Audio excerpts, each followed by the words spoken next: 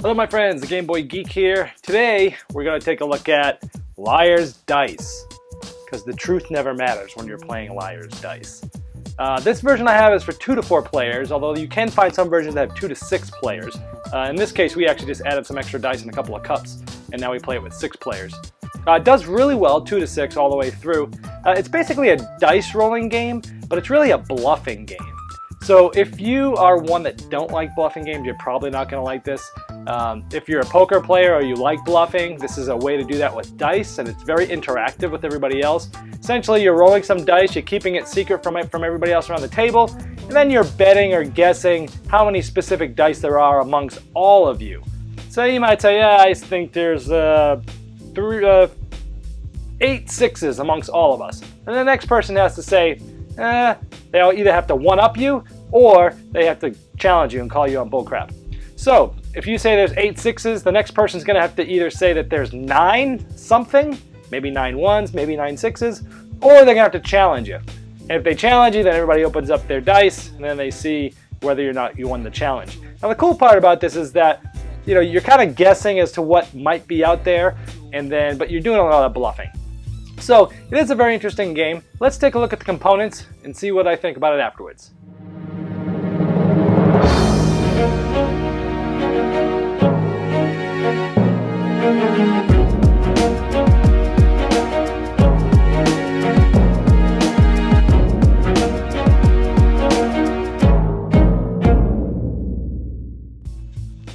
Alright, in Liar's Dice, the whole object of the game is to be the last person with a die. And it's for 2 to 4 players, although we actually added 2 cups and some extra die and we play it with 6. So you can do that too, because it actually is more fun with more people. Now how it's played is each person's going to get 5 dice to start with. Each die has a 2 through 6, and instead of having a 1, it has a star. This is the way we added extra die, is that we added normal dice, and if there was anytime there's a 1, we just counted it as a star.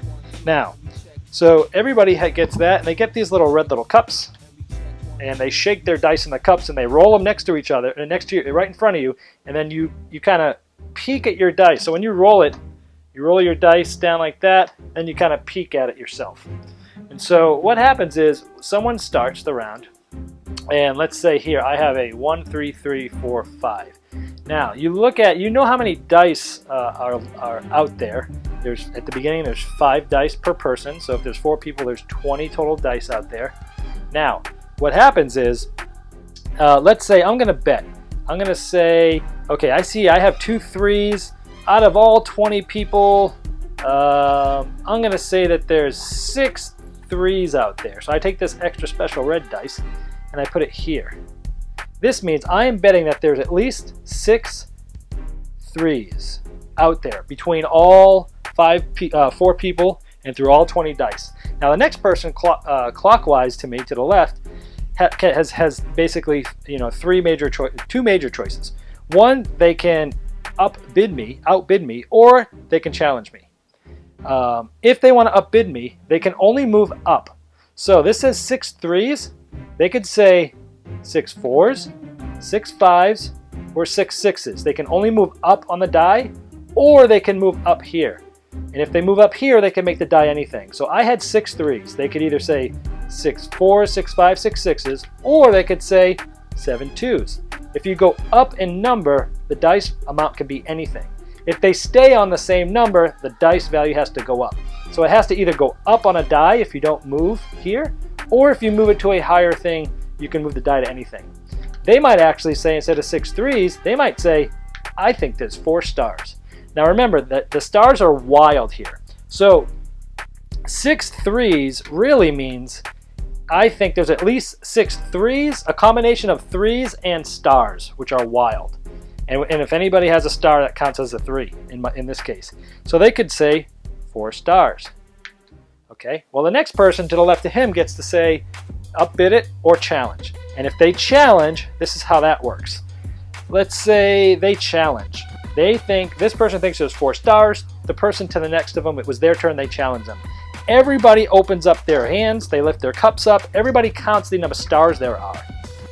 If there are not 4 stars, the person who bet 4 stars loses 1 dice for every one he's off. So if there was only 3 stars, he would have lost 1 dice. Sorry. If there was only 2 stars amongst everybody, he would lose 2 dice because he bet 4, there was only 2, and so he would lose 2 dice. He would lose the difference. If there was more than 4, let's say there was 5 or 6, the person who challenged them actually loses the dice. And what if there's exactly the same amount? If there's exactly the same amount of die, then everybody else except the person that bid loses 1 die. Now, if you lose a die, you kind of put it in the center here. We used to start lining them up on these little cubes because as you're starting to bid and bet, and as the game's starting to go on, you know you started with 20 dice, and you can see how many are left by this. So as the game gets closer and smaller, it gets a little harder, and you're always bluffing. Maybe at the beginning of your turn, you roll this, and you might say, "Whoa, there's 7 6s." And then for the rest of the round, everyone's like, he must have 6s because he came out and said there's 7 of them. He must have a lot of them. So the next person, when they bid, if they have like 1 6 or 2 6s, they might go, he must have a lot, and I have a few, so I'm going to go 8 6s. And when someone challenges him and you take up your cup and you have none, they're like, oh, you totally bluffed. It's a lot of fun. So the reason why it's called liar's dice is because a lot of times when you're bidding, you're not always bidding with what you have. You're bidding and lying about what you have to kind of screw over other people's bids. So when they get challenged, they lose a dice or multiple dice. So this goes on and on until there's nobody left, 2 people left, and then the person that wins is the one that literally has the last die. And when it gets down head to head and each of you have like 1 or 2 die, the head games in this gets absolutely crazy, and it gets the head-to-head matchups are just nuts, and it always ends up in a big uproar at the end of the game. So that's how you play a liar's dice. Well, there you have liar's dice. Now, what do I think about it? Well, I think it's a pretty good party game. It's nothing to be taken too seriously. It's really better with the higher amount of players to start with. Like I said, 2 to 6 players. It's really good at 5 or 6 to start with. The game does have player elimination because, again, you're going to be the last. The last person standing is going to be the one winning. So it does have player elimination, which kind of can bog things down. If you're out really early, you're going to have to wait a while for the next game to start. But, you know, the game's relatively quick. It's over in 20 minutes, maybe 30 at the max. So even if you do get eliminated towards the beginning of the game, you're not out that long. So player elimination is one thing I don't like about it, but it is part of the game. I mean, it's what makes the game fun, actually, is eliminating everybody, having all the dice go out, and having it be a smaller scale for you to figure out and guess and bluff as to how many dice there are. Now, it does get really good when it's down to 2 players. When it's head-to-head, you know, you've seen some tendencies throughout the game, like, you know, my opponent might have said there was 8 6s one time, and I thought he was nuts, and I challenged him, and sure enough, there was 9 or 10 6s. And I thought, I can really trust this guy. Then you get to him later on that game, and it's just the 2 of you, and he says something crazy like 5 6s, and there's only like 7 dice between the 2 of you. And you're like, I'm going to challenge him. And sure enough, there he goes again. You know, I should have trusted him. And then as soon as you think you can trust somebody, boom, they're going to hit you up, and you're going to mess you up, and you're going to challenge them, and you're going to get screwed. So it's kind of cool with the way that as it goes on, you get to learn, you know, the different people's personalities really come out in this game because, you know, if you really like to bluff, you're going to do great at this game. If you don't, you can still win. My mom is terrible at bluffing, yet she can still win at this game because if she stays safe enough long enough, then it gets to 2 people.